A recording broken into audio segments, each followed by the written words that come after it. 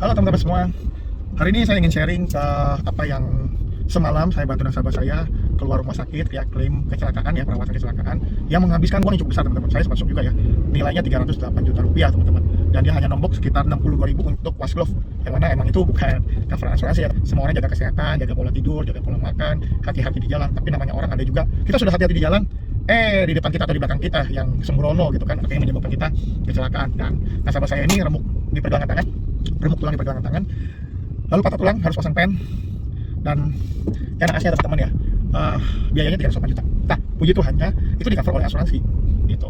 Banyak juga yang teman-teman saya bilang, "Dik, ngapain sih pakai asuransi, Dik? Hari ini udah ada BPJS kok." Ya, saya pakai BPJS atau saya pengen BPJS gratis. Ya teman-teman, ya BPJS pemerintah udah bantu kita dengan luar biasa teman-teman. Namun sekedar informasi, kalau kecelakaan kendaraan bermotor, teman-teman nggak bisa langsung pakai BPJS. Ya, teman-teman harus menggunakan jasara harja dulu. Ya, baru proses kedepannya baru menggunakan BPJS. Katanya sih begitu ya. Sekarang pertanyaannya adalah, ketika kejadian seperti itu, ketika hari sial itu terjadi, apakah kita punya ready cash ya untuk membayar biaya-biaya perawatan yang ratusan juta gitu? Ready nggak gitu kan biayanya? Jujur kalau saya sendiri, saya nggak ready. Kalaupun ada pun, saya nggak ikhlas bayarnya 308 juta tadi. Banyak orang kaya, ya, orang yang paham, bukan hanya orang kaya ya, orang biasa pun juga banyak juga. Bagi mereka yang paham, sebenarnya dengan beli asuransi itu dia meminimalisir biaya-biaya besar yang harus mereka tanggung.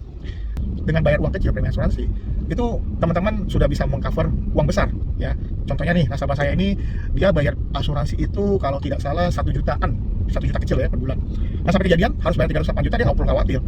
Itu menjadi tanggung jawab asuransi, tanggung jawab Prudential ya, untuk cover itu semua. Nah, tapi pertanyaannya teman-teman, ya masa iya teman-teman nggak bisa sisihkan uang 500 sampai 1 juta per bulan untuk mengcover uang besar yang teman-teman sudah kumpulkan saat ini? Teman-teman tuh udah sekian lama kerja banting tulang, kaki jadi kepala, kepala jadi kaki untuk mengumpulkan harta dan asetnya teman-teman. Apa iya teman-teman rela untuk bayar pengobatan seperti itu gitu loh, biaya sebesar itu?